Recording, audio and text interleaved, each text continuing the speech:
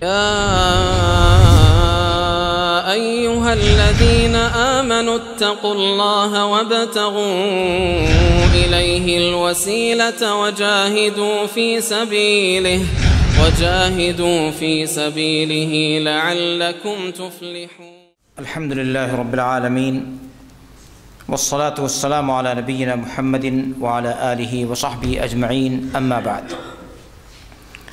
فعن عبد الله بن عباس رضي الله عنهما قال: كنت خلف النبي صلى الله عليه وسلم يوما فقال: يا غلام إني أعلمك كلمات احفظ الله يحفظك، احفظ الله تجده تجاهك، إذا سألت فاسأل الله، وإذا استعنت فاستعن بالله، واعلم أن الأمة لو اجتمعت على أن ينفعوك بشيء لم ينفعوك إلا بشيء قد كتبه الله لك، وإن اجتمعوا على أن يضروك بشيء لم يضروك إلا بشيء قد كتبه الله عليك، رفعت الأقلام وجفت الصحف، أخرجه الترمذي। সন্তানদের লালন পালন সম্পর্কে আলোচনা চলছিল। সর্বশেষ আলোচনা হয়েছে তাদেরকে দিক নির্দেশনা করা, তাদেরকে নেক উপদেশ দেয়া, দিন শিক্ষা দেয়া। এই বিষয়ে গত দর্শে আলোচনা হয়েছে, তাই না? আজকেও সে বিষয়ে একটা হাদিস আব্দুল্লাহ বিন আব্বাস রাদিয়াল্লাহু আনহুমা বর্ণনা করেন: কুনতু খালফান নবী সাল্লাল্লাহু আলাইহি ওয়াসাল্লাম ইয়াওমান ফাকাল, আমি একদিন আল্লাহ রাসূল সাল্লাল্লাহু আলাইহি ওয়াসাল্লামের পিছনে ছিলাম। আব্দুল্লাহ বিন আব্বাস বয়স কম ছিল, বয়স কম। যখন আল্লাহ রাসূল সাল্লাল্লাহু আলাইহি ওয়াসাল্লাম মারা যান তখন হয়তো 14-15 বছর এরকম বয়স ছিল, কিশোর বয়সের ছিলেন। তাই এটা গোলাম মানে হচ্ছে কিশোর বয়সের বাচ্চা। তো তিনি বলছেন আমি আল্লাহ রাসূল সাল্লাল্লাহু আলাইহি ওয়াসাল্লামের পিছনে ছিলাম। তখন তিনি বললেন, ইয়া গোলাম, হে গোলাম। ওই আমরা যাদের গোলাম বলি, গোলাম না, এটা গোলাম আরবিতে কম বয়স্ক বা কিশোর বয়সের বা এর আগেও বলা হয়, তাকে গোলাম বলে, ছোটো বাচ্চাকে বলে। তো নবী করিম সাল্লাল্লাহু আলাইহি ওয়াসাল্লাম বলছেন, ইয়া গোলাম, হে ছেলে, ইন্নী উআল্লিমুকা কালিমাত, আমি তোমাকে কয়েকটি কথা শিক্ষা দিচ্ছি। আদর করে বলতে হয়। আগে ভাগে তাকে ডেকে বললেন, হে বাচ্চা শোনো। তারপরে বললেন, ইন্নী উআল্লিমুকা কালিমাত, আমি তোমাকে কয়েকটি গুরুত্বপূর্ণ কথা বলছি বা শিখাচ্ছি। ইহফাজিল্লাহ ইয়াহফাজকা, তুমি আল্লাহর হেফাজত করো, মানে আল্লাহর বিধিবিধানের হেফাজত করো। আল্লাহর বিধিবিধান মেনে চলো, তাহলে আল্লাহ তোমার হেফাজত করবেন। কথা বুঝলেন? আমরা কি আল্লাহর হেফাজত করতে পারবো না? উদ্দেশ্য কোনটা? আল্লাহর দিন মেনে চলা, তাই না? তুমি আল্লাহর দিন মেনে চলো, তাহলে আল্লাহ তোমার হেফাজত করবেন। ছোটো বাচ্চাকে শেখাচ্ছেন আল্লাহ রাসূল সাল্লাল্লাহু আলাইহি ওয়াসাল্লাম। তো এর থেকে আমরা শিখলাম বাচ্চাদেরকে নেক উপদেশ দেওয়া উচিত। আপনি ছেড়ে দিবেন, শুধু খেলা তামাশা, খেলি শিখায়, শুধু খেলা শিখাবে, ডিংডং নিয়ে আসবে, আর দিন শিখায় না। অহেতুক সময় নষ্ট করা এটা কিন্তু ভালো লোকের কাজ নয়। আপনি যত ভালো হবেন তত চেষ্টা করবেন অহেতুক জনের সময় নষ্ট না হয়। কিন্তু কোনো কোনো কাজ আছে মুবাহ, নাজাইজ নয়, কিন্তু নাজাইজ বলা যায় না অনেকটা, কিন্তু আপনাকে কেয়ারফুল থাকা উচিত যেন আমি অর্থহীন কাজ না করি। কারণ মুহাম্মদ রাসূলুল্লাহ সাল্লাল্লাহু আলাইহি ওয়াসাল্লাম বলেছেন, মিন হুসনি ইসলামিল মারই তারকুহু মা লা ইয়ানি, মানুষের ইসলামের সৌন্দর্য হলো যে সে অর্থহীন কাজ থেকে দূরে থাকবে, যেগুলো কোনো ফায়দা নেই। তাই মুসলিম সব সময় অর্থবহুল কাজ করে, যাতে রয়েছে ফায়দা। দুনিয়ার ফায়দা, আখিরাতের ফায়দা। কিন্তু আপনি যদি শুধু দুনিয়ার ফায়দা দেখেন আর আখিরাতকে ছেড়ে দেন তাহলে তো হবে না। হ্যাঁ, কোনো কোনো ফায়দা শুধু দুনিয়া, কিন্তু মুসলমান যে কোনো কাজ করবে, দুনিয়ার লাইনেই কাজ করুক, যদি তার নিয়ত ভালো হয় এর দ্বারাও সে সওয়াব পাবে আল্লাহর পক্ষ থেকে। আমরা খাবার খাই কিনা? কাপড় পরিধান করেন, সুন্দর জুতা পরিধান করেন, মাথায় যদি চুল থাকে চুল চিরুনি বিরুনি করান, ওই আয়নায় দেখেন কিনা? সবাই দেখে, যে যেরকমই আছে, মাশাআল্লাহ। কোয়েস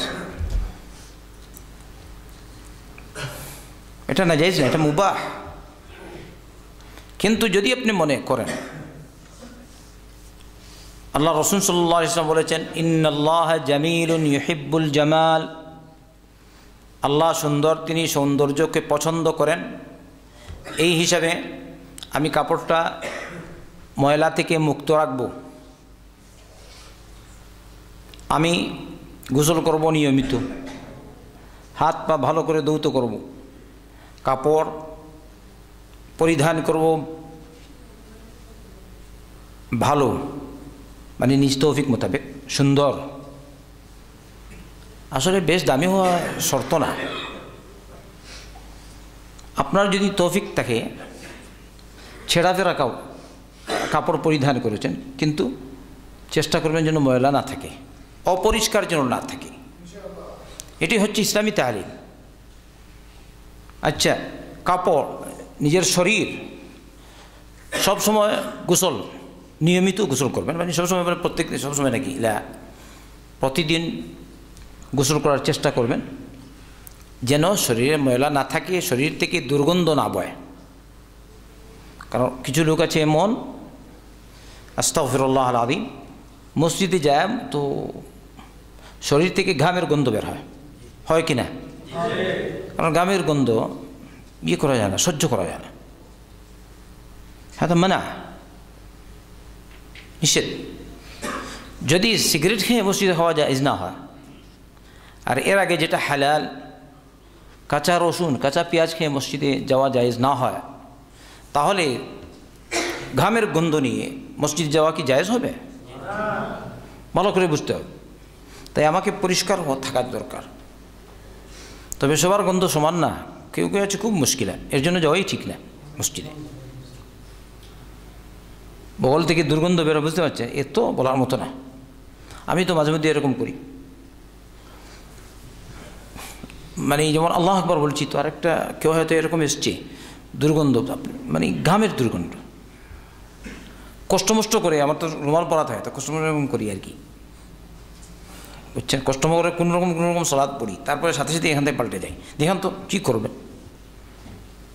আল্লাহ আমাদের হেফাজত করুন, বুঝার তৌফিক দিন। তাহলে যারা সিগারেট খায়, আল্লাহ বড় মুশকিল। খবরদার, এগুলো শিখাবেন বাচ্চাদেরকে। আপনি নিজে শিখবেন, নিজে আমল করবেন, দুর্গন্ধ থেকে দূরে থাকবেন, সিগারেট থেকে দূরে থাকবেন, দুর্গন্ধ আর কত বলব। হারাম আর হালাল ওইটার ফতোয়া তো উলামারা দিচ্ছেন, আমরাও তাদের ফতোয়া নকল করছি। কিন্তু কথা হচ্ছে আমাদেরকেও বোঝার দরকার, কেন আমি এই জিনিসটা, দুর্গন্ধযুক্ত জিনিসটা খাই, নাউযুবিল্লাহ। আচ্ছা, যাই হোক, আল্লাহ সুন্দর, তিনি সৌন্দর্যকে পছন্দ করেন। এই নিয়তে যদি সৌন্দর্য অবলম্বন করে, তাহলে এতে সওয়াব থাকবে কিনা? অবশ্যই সওয়াব থাকবে ইনশাআল্লাহ, যেহেতু এটি হচ্ছে ইসলামের তালিম।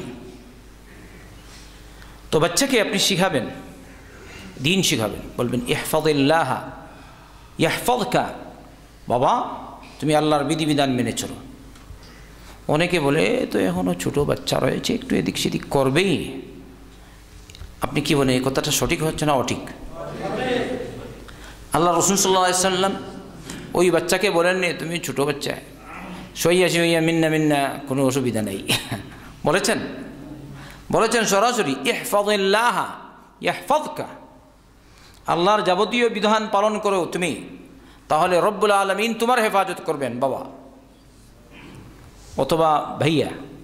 কারণ নবী করিম সাল্লাল্লাহু আলাইহি ওয়াসাল্লামের ভাই তো, চাচাতো ভাই আব্দুল্লাহ বিন আব্বাস রাদিয়াল্লাহু আনহুমা। কিন্তু এখানে ছোট বাচ্চা হিসেবে তাকে বলছেন, ইয়া গুলাম বলেছেন,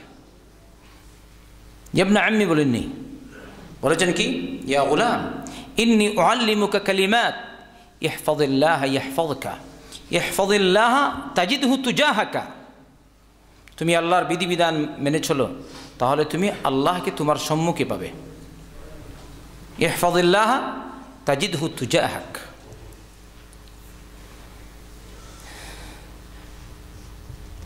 সবসময় আল্লাহকে তোমার সম্মুখে পাবে। আর বিশেষ করে যদি বিপদে আক্রান্ত হও, আল্লাহকে ডাকো, আল্লাহ তোমার ডাক শুনবে। বলেন সুবহানাল্লাহ। কথা বুঝলেন? ইউনুস আলাইহিস সালাম যখন মাছের পেটে গেলেন, মাছ তাকে গিলে ফেলল, ঘটনা উদ্দেশ্য না। মাছ গিলার পরে তিনি কি বলেছেন বলেন তো?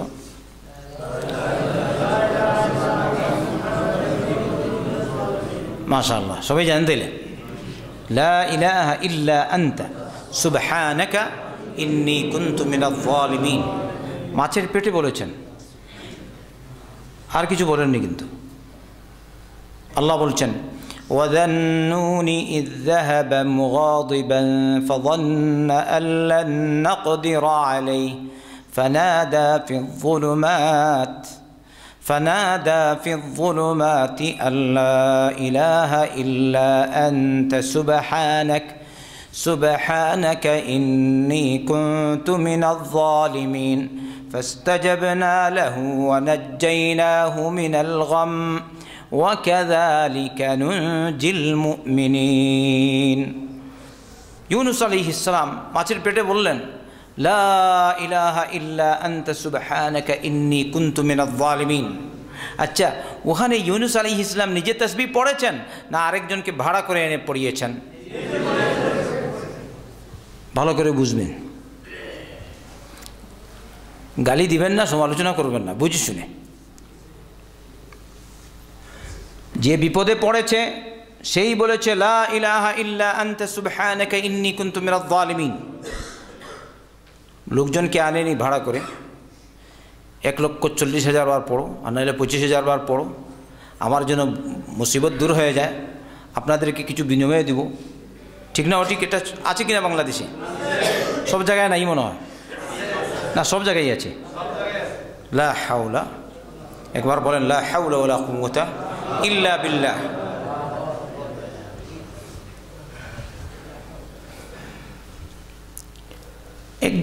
এক ভাই বিপদে পড়েছে, আমি তার জন্য দোয়া করব, তাই না? আমি তার জন্য যখন দোয়া করব, আমি নিজে নিজ পক্ষ থেকে বলতে পারি, বলবো লা ইলাহা ইল্লা আনতা সুবহানাকা ইন্নী কুনতু মিনাজ জালিমিন, অসুবিধা নেই। কিন্তু কথা হচ্ছে ভাড়া করে। আবার লোকজনের আকীদা কি বলছে, আমার মুখ না পাক তো এজন্য হুজুরদেরকে আনাই, ওনারা পাক মুখ দিয়ে পড়বে আর আমার বিপদ দূর করবে। সবাই বলুন নাউযু বিল্লাহ। এটা বলে কিনা? আমার পক্ষ থেকে বলিনি, কিন্তু আপনারা জানেন আর আমি নিজে দেখেছি উদ্দেশ্য। সে নিজেই মনে করে আমার মুখ না পাক। আচ্ছা, আল্লাহ যে বললেন সামনে দেখেন, ইউনুস আলাইহিস সালাম যখন মাছের পেটে কয়েকটি অন্ধকারে ছিলেন, কয়েকটি অন্ধকারে তিনি নিমজ্জিত ছিলেন, এমনি সময়ে তিনি বলে উঠলেন লা ইলাহা ইল্লা আনতা সুবহানাকা ইন্নী কুনতু মিনাজ জালিমিন। ও আল্লাহ, তুমি ছাড়া সত্য কোনো ইলাহ নেই, সুবহানাক, তোমার জাত পাক। তাহলে হক মাবুদ, বরহক মাবুদ, সত্য মাবুদ একমাত্র আল্লাহ। বিশ্বাস আছে তো আপনাদের? তাহলে লা ইলাহা ইল্লাল্লাহ বলা হবে না যদি আপনার এই বিশ্বাস না থাকে। একক মাবুদ একমাত্র আল্লাহ, আর কোনো মাবুদ নেই। তাহলে যাবতীয় ইবাদত যার জন্য হবে তিনি হবেন আমাদের আল্লাহ। তাই আল্লাহ ছাড়া কোনো সৃষ্টির জন্য ইবাদত সম্পাদন করা এটা হবে শিরক। যে কোনো ইবাদত, দোয়া ইবাদত, সাজদা ইবাদত, রুকু ইবাদত, কারো সামনে দাঁড়িয়ে ভক্তি নিবেদন ইবাদত, ঠিক না? চুপ কিনা? আস্তাগফিরুল্লাহ আল আযীম। এইসব হচ্ছে গলত। নজর নিয়াজ পেশ করা, নজর মানা, মান্নত মানা, এটা ইবাদত কিনা? ইবাদত। এবারে আল্লাহ ছাড়া অন্যের উদ্দেশ্যে যদি করে তাহলে এটা কি হবে? শিরক। আল্লাহ ছাড়া অন্যের কাছে যদি দোয়া করে, বলে বাবা আমাকে একটা বাচ্চা দিয়ে দাও বাবা, তো বাবার কাছে চাইল কিনা? তো এটা ইবাদত হলো না? ইবাদত কিনা ভাই? যদি বলে ইয়া আলী, তুমি তোমার জায়গায় আছো ঠিকই, কিন্তু আমার সন্তান নাই আলী, বাবা আলী, ইমাম আলী, আমাকে একটা সন্তান দিয়ে দাও, কি বলেন এটা শিরক কিনা? ওই শিয়ারা এরকম করে।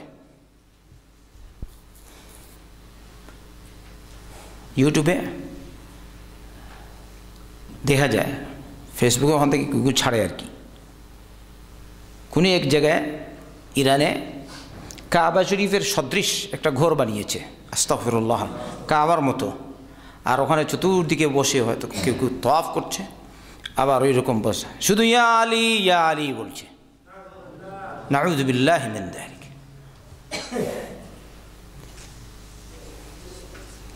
আচ্ছা, আরও কেউ কেউ আছে আমার দেশে, আব্দুল কাদের জিলানী, বড় পীর, মাহবুবে সুবহানি, দস্তগীর, বলে কিনা? সব সমস্যার সমাধানকারী নাকি আব্দুল কাদের জিলানী? সবাই একবার জোরে সুরে বলেন নাউযু বিল্লাহ। সব সমস্যার সমাধানকারী কে? রিজেকের মালিক কে? বিপদ দূরকারী কে? ভালো করে আকীদা ঠিক করতে হবে। বলবেন না আব্দুল কাদের জিলানী, বাচ্চা নাই চলে যাবেন না ওখানে আব্দুল শাহজালালের কাছে। এই সব হচ্ছে শিরক। তাহলে যাবতীয় ইবাদত কার জন্য নির্দিষ্ট? আল্লাহর জন্য। আচ্ছা, লা ইলাহা ইল্লা আনতা সুবহানাকা ইন্নী কুনতু মিনাজ জালিমিন, ইউনূস আলাইহিস সালাম যখন মাছের পেটে পাঠ করলেন, রব্বুল আলামিন তার ডাক শুনেছেন। সুবহানাল্লাহ। আল্লাহ কি বলেন? ফাস্তাজাবনা লাহু ওয়া নাজ্জাইনাহু মিনাল গাম ওয়া কাযালিকা নুনজিল মুমিনিন। যখন ইউনূস আলাইহিস সালাম আমার কাছে চাইলেন, আবেদন করলেন, দোয়া করলেন, আমি তার ডাক শুনলাম, তার দোয়া কবুল করে দিলাম, আর আমি তাকে বিপদ থেকে মুক্ত করে দিলাম। সুবহানাল্লাহ। আর কি বলেন রব্বুল আলামিন? ওয়া কাযালিকা নুনজিল মুমিনিন, আমি এভাবেই আমি মুমিন বান্দাদেরকে, আমার প্রিয় বান্দাদেরকে আমি এভাবেই বিপদ থেকে মুক্ত করি এবং করব। বলেন সুবহানাল্লাহ। তাহলে এই জায়গায় আল্লাহ কি বলেছেন? খবরদার মুহাম্মদ সাল্লাল্লাহু আলাইহি ওয়াসাল্লামের উম্মতেরা তোমরা শুনো, তোমরা নিজেরা লা ইলাহা ইল্লা আনতা সুবহানাকা ইন্নী কুনতু মিনাজ জালিমিন বললে আমি তোমাদের ডাক শুনব না। বলেছেন নাকি? না, বলেছেন সমস্ত মুমিনদেরকে। যে মুমিন এরকম ডাকবে, আমার কাছে ডাকবে, আমাকে বলবে, আমার একত্ববাদের উপর বিশ্বাস করে আমার একত্ববাদের ধ্বনি উচ্চারণ করবে আর আমার কাছে চাইবে, আমি সব মুমিনেরই ডাক শুনবো। সুবহানাল্লাহ। আল্লাহ এটা বলেছেন, তাই না? এখন তুমি নিয়ে আসো ভাড়া করে একটু, এই পথ কেটে দিন আপনারা, বুঝতে পারছেন? আর আমাকে আর জিজ্ঞেস করবেন না এটা কি করব। অনেকে আছে সন্দেহ, এসে ভালো করে আবার জানতে চায়, তাহলে বোঝা গেল দর্শে এসে আপনি বুঝেন না আমার কথা, আমি মনে হয় অন্য ভাষায় কথা বলি আর কি, কেরালা কেরালা ভাষায় কথা বলি, বাংলা বলি তো কোনো বুঝবেন না। খবরদার, ভাড়া করার প্রয়োজন নেই, এটা হচ্ছে একটা বেদাতি তরিকা, ভালো করে বুঝবেন। তাই আল্লাহর বিধান পালন করুন, বিপদ আসলে আল্লাহকে ডাকুন, রব্বুল আলামিন আপনার ডাক শুনবে। সুবহানাল্লাহ। আচ্ছা, বিপদ আসলে ডাক শুনলে, বিপদ না আসলেও তো ডাক শুনে কে? আমাদের ডাক শুনে আমরা যখন আমাদের রবকে ডাকি, আমাদের রবই আমাদের ডাক শুনে। যখন দোয়া করি, দোয়া আমাদের রব আমাদের দোয়া কবুল করে। সুবহানাল্লাহ। সালাত আদায় করি, রব্বুল আলামিন আমাদের সালাত কবুল করেন, ইনশাআল্লাহ কবুল করেন। আশা আছে কিনা? তাহলে কোনো রকমের ইবাদত আমরা আল্লাহ ছাড়া আর কারো জন্য নিবেদিত করব না। জাযাকুমুল্লাহু খায়রান। আচ্ছা, আসেন হাদিসের দিকে। এরপরে কি বলছেন ওই বাচ্চাকে, ছোট বাচ্চাকে, ইযা সাআলতা ফাসআলিল্লাহ, যখন চাইবে তখন আল্লাহর কাছে চাইবে। যখন চাইবে কার কাছে? আল্লাহর কাছে। তবে যেসব কাজ আমরা করি, অনেক সময় বলি না আমার কিছু টাকা দিন, বা কামাই টামাই করার জন্য একজন আরেকজনকে এর কাছে বলা বলি করি কিনা, এটা হচ্ছে রবের নির্দেশ। কিন্তু তবুও আপনি যখন আরেকজনের কাছে কিছু চাইবেন, এর উপর আপনার ভরসা থাকবে না। ভরসা কার উপর থাকবে? আল্লাহর উপর থাকবে। কারণ তৌফিকের মালিক আল্লাহ, এই ব্যক্তি না। খেয়াল রাখতে হবে, ইযা সাআলতা ফাসআলিল্লাহ, তাহলে চাইবেন রবের কাছে, রব আপনার চাওয়া কবুল করবে ইনশাআল্লাহ। এর পরে ওয়া ইযা ইসতাআনতা ফাসতাইন বিল্লাহ, আর যখন সাহায্য চাইবে তখন আল্লাহরই কাছে সাহায্য চাইবে। বাচ্চা হয় না, আচ্ছা বাচ্চা দেওয়ার মালিক আল্লাহ, তো সবাই বিশ্বাস করেন। যদি আল্লাহ না দেয়, বটন দাবিয়ে দিয়েছে, বটন। নতুন নতুন কত কিছু শুরু হচ্ছে এখন, নতুন নতুন দিকে কেন যাবেন? আদম আলাইহিস সালাম থেকে নিয়ে বর্তমান এই সময় পর্যন্ত কত কোটি কোটি মানুষ এসেছে আমরা জানি না, সুবহানাল্লাহ। আরও কিয়ামত পর্যন্ত কত কোটি মানুষ আসবে। নতুন পদ্ধতি অবলম্বন করার কি প্রয়োজন? তোমার মধ্যে ত্রুটি আছে, এই ত্রুটি দূর করার জন্য চিকিৎসা করতে পারো, কিন্তু আরেক পদ্ধতি কেন নিয়ে তুমি? কথা বুঝে আসছে? অন্য পদ্ধতি যাবেন না, নিজেরটাই কবুল। আলহামদুলিল্লাহ, রব বলেছেন লিল্লাহি মুলকুস সামাওয়াতি ওয়াল আরদ ইয়াখলুকু মা ইয়াশা ইয়াহাবু লিমান ইয়াশাউ ইনাসান ওয়া ইয়াহাবু লিমান ইয়াশাউ যুকুর আও ইউযাওয়িজুহুম যুকরানান ওয়া ইনাসা ওয়া ইয়াজআলু মান ইয়াশাউ আকিমা ইন্নাহু আলিমুন কাদির। লিল্লাহি মুলকুস সামাওয়াতি ওয়াল আরদ, আকাশ জমিন, সাত আকাশ সাত জমিনের রাজত্ব আল্লাহর। কার রাজত্ব? আল্লাহ। আপনার নাকি? আপনি মরেন কেন? দেখলেন তো বাদশাহ আব্দুল্লাহ চলে গেছেন, কত বড় ক্ষমতার মালিক ছিল, শক্তি কম ছিল তার? টাকা পয়সা বাবারে বাবা, কত টাকা, কত ইজ্জতওয়ালা। কিন্তু যখন আল্লাহ বলেছিল তা, আপনি হয়তো বলতে পারেন দেখুন সে এত বড় লোক তো এই জন্যই তো এতদিন ঠিক থাকলো। সবাই কি 100 বছর থাকে? ও তো 100 বছর। আপনি কি এরকম বলেন? আমরা কেউ এটা বলি না। আলহামদুলিল্লাহ, বাংলাদেশ গরিব রাষ্ট্র। কোনো কোনো গরিব আছে 110, 15, 20 এরকম বছরের এখনও পর্যন্ত মানে 100 পার এরকম অনেক লোক পাওয়া যায়। আলহামদুলিল্লাহ, একজন দুইজন না। তো আর এইটা আর কি, সে বাচ্চা হয় মাত্র 100 বছর। হ্যাঁ, তাহলে ব্যাপার তার কাছে না। হায়াত মৌতের মালিককে আল্লাহ। তুমি কতদিন থাকবে এটা আল্লাহ লিখেছেন, তাই ওই হিসাবে তুমি থেকেছো, এর থেকে বেশি না, কমও না। তাই আমাদের সকলকেই মৃত্যুকে স্মরণ করা দরকার। বাদশাও থাকবে না, গরিবীও থাকবে না, ধনীমিও থাকবে না, কোটিপতিও থাকবে না, সবাই শেষ হয়ে যাবে। কুল্লু মান আলাইহা ফান ওয়া ইয়াবকা ওয়াজহু রাব্বিকা যুল জালালি ওয়াল ইকরাম। এই সৃষ্টি যাই আছে সবই ধ্বংসশীল, কিন্তু যিনি বাকি থাকবেন তিনি হচ্ছেন রব্বুল আলামিন সুবহানাহু ওয়া তাআলা। ইযা সাআলতা ফাসআলিল্লাহ ওয়া ইযা ইসতাআনতা ফাসতাইন বিল্লাহ। কিছু চাইলে কার কাছে চাইবেন? সাহায্য চাইলে আল্লাহর কাছে। বাবার দাদা না, যেটা করা কোনো সৃষ্টির পক্ষে সম্ভব না এরকম কিছু যদি অন্যের কাছে আপনি চান, তাহলে এটা হবে শিরক। বুঝতে পারছেন? আপনি হয়তো মনে করেন না ওর কাছে পাওয়ার আছে, ও বাংলাদেশ থেকে আমার পীর সাহেব আমার দিকে তওজ্জু দিয়ে আছে, তো একটু বালা মুসিবত পড়লেই ওর কথা স্মরণ করলে আমার বালা মুসিবত দূর হয়ে যায়। কিছু লোক আছে না এরকম। আচ্ছা, আরাফার মাঠে গেছি, আরাফা হজ সম্পাদন করছে, ওখানেও বলে হ্যাঁ পীর বাবাকে ওখানে রেখেছি, ওখান থেকে হ্যাঁ তওজ্জু, তারপরে আল্লাহ কবুল করবে। নাউযু বিল্লাহি মিন যালিক। আল্লাহ কি কারো মুখাপেক্ষী? বলেন তো, আল্লাহ কি কারো মুখাপেক্ষী? আল্লাহ আল্লাহ, তাই আল্লাহ কারো মুখাপেক্ষী না সুবহানাহু ওয়া তাআলা। আল্লাহ আল্লাহ, খেয়াল রাখা দরকার।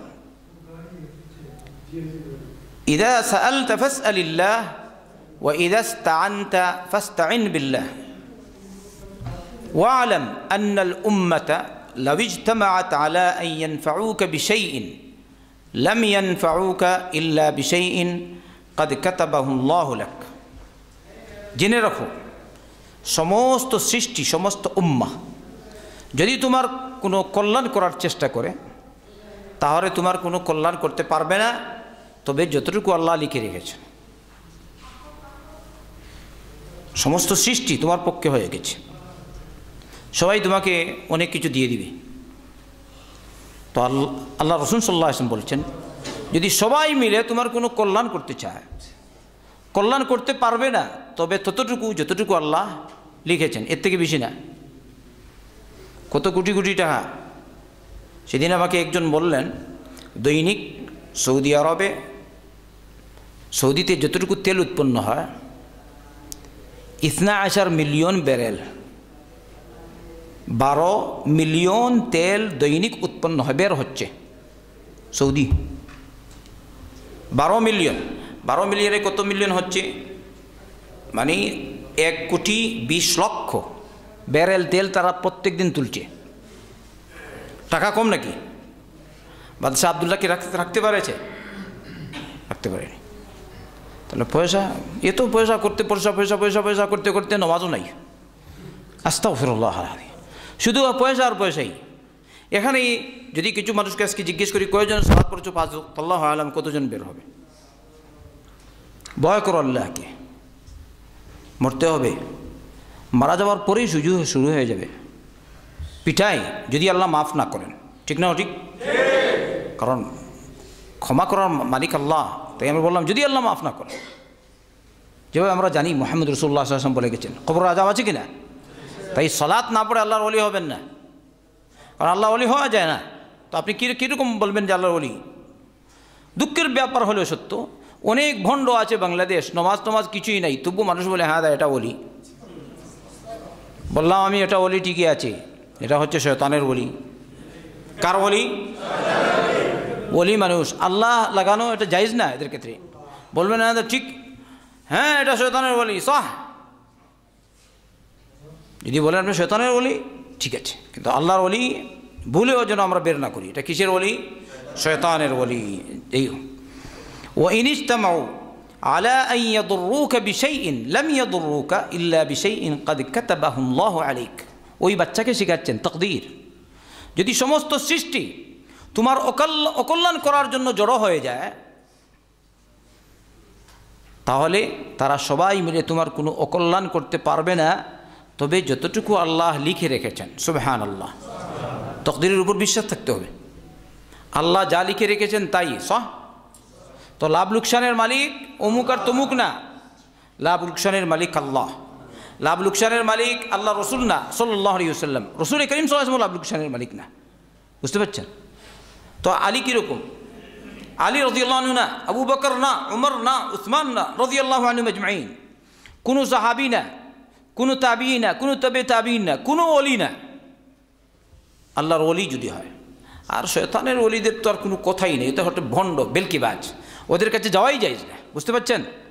শয়তানের ওলি যারা, ওদের কাছে যাবেন না। আপনি দেখতে পাচ্ছেন ও আল্লাহর বিধিবিধান পালন করে না, ও কীরকম হলো আল্লাহর ওলি? ও হচ্ছে শয়তানের ওলি। এরকম লোকজনের কাছে আপনারা যাবেন না। যাবেন? আগে ভাগে দেখবেন, বলবেন না ওখানে গেলে আমার জিনিসটা পেয়ে যাব, বাবা বের করে দিবে। না, হ্যাঁ শিরকের অন্তর্ভুক্ত। আল্লাহ আমাদের হেফাজত করুন। এরপরে আল্লাহ রাসূল সাল্লাল্লাহু আলাইহি ওয়াসাল্লাম বলেছেন, রুফিআতিল আকলামু ওয়া জাফফাতিস সুহুফু, কলমগুলি তুলে নেওয়া হয়েছে আর কাগজ শুকিয়ে গেছে। খালাস, কাগজ শুকিয়ে গেছে। এটা হলো তাকদীর। যাই হোক, এই হাদিস দ্বারা আমরা বুঝলাম যে বাচ্চাদেরকে তালিম দেওয়া উচিত, শেখানো উচিত। দিনী বিষয় শেখাবেন, কি সুন্দর আল্লাহ রাসূল সাল্লাল্লাহু আলাইহি ওয়াসাল্লাম এই হাদিসটি আব্দুল্লাহ বিন আব্বাসের সামনে পেশ করেছেন, আর আব্দুল্লাহ বিন আব্বাসই আমাদের সামনে এই হাদিসটি পেশ করলেন। সুবহানাল্লাহ। নবী করিম সাল্লাল্লাহু আলাইহি ওয়াসাল্লাম আব্দুল্লাহ বিন আব্বাসকে শিখিয়েছেন এই কথাগুলি, আর আব্দুল্লাহ বিন আব্বাস রাদিয়াল্লাহু আনহুমা আমাদের কাছে এই হাদিসটি পেশ করে গেছেন। আল্লাহ আমাদের সকলকে হক জেনে হক মানার তৌফিক দান করুন। আল্লাহ তুমি আমাদেরকে মাফ করো, আমাদের মা বাবাদেরকে মাফ করো, দুনিয়ার সমস্ত মুসলমানদেরকে মাফ করো। আল্লাহ আমাদের সকলকে 5 ওয়াক্ত সালাত জামাতের সাথে আদায় করার তৌফিক দাও। আল্লাহ হালাল বেশি বেশি করে হালাল কামাই করার তৌফিক দাও, হালালের উপর চলার তৌফিক দাও, হারাম থেকে বাঁচার তৌফিক দাও, হারাম কামাই থেকে আল্লাহ তুমি আমাদেরকে দূরে রাখো আর দূরে থাকার তৌফিক দাও। আমাদের কামাইয়ের মধ্যে বরকত দাও, আমাদের জানে মালে বরকত দাও। আল্লাহ তুমি আমাদেরকে দুনিয়া আখিরাতের কল্যাণ দাও, জাহান্নাম থেকে নাজাত দাও, কবরের আযাব থেকে নাজাত দাও। আল্লাহ দুনিয়ার মুসলমানদের উপর রহম করো, মুসলিম রাষ্ট্রগুলির হেফাজত করো। আয় আল্লাহ মুসলিম রাষ্ট্রগুলির হেফাজত করো, মুসলমানদের হেফাজত করো। আল্লাহুম্মা রাব্বানা হাব লানা মিন আজওয়াজিনা ওয়া যুররিয়াতিনা কুররাতা আয়ুন ওয়াজআলনা লিল মুত্তাকিনা ইমামা। আল্লাহ তুমি আমাদের সন্তানদের হেফাজত করো, তাদেরকে দিনদার পরহেজগার বানাও, কোরআন সুন্নাহর অনুসারী বানাও। আমাদের সকলকে তুমি কোরআন এবং সুন্নাহর অনুসারী বানাও। রব্বানা তাকাব্বাল মিন্না ইন্নাকা আনতাস সামিউল আলিম ওয়া তুব আলাইনা ইন্নাকা আনতাত তাওয়াবুর রহিম। আল্লাহুম্মা সাল্লি ওয়া সাল্লিম ওয়া বারিক আলা নাবিয়্যিনা মুহাম্মদ ওয়া আলা আলিহি ওয়া সাহবিহি আজমাইন। জাযাকুমুল্লাহু খাইরান।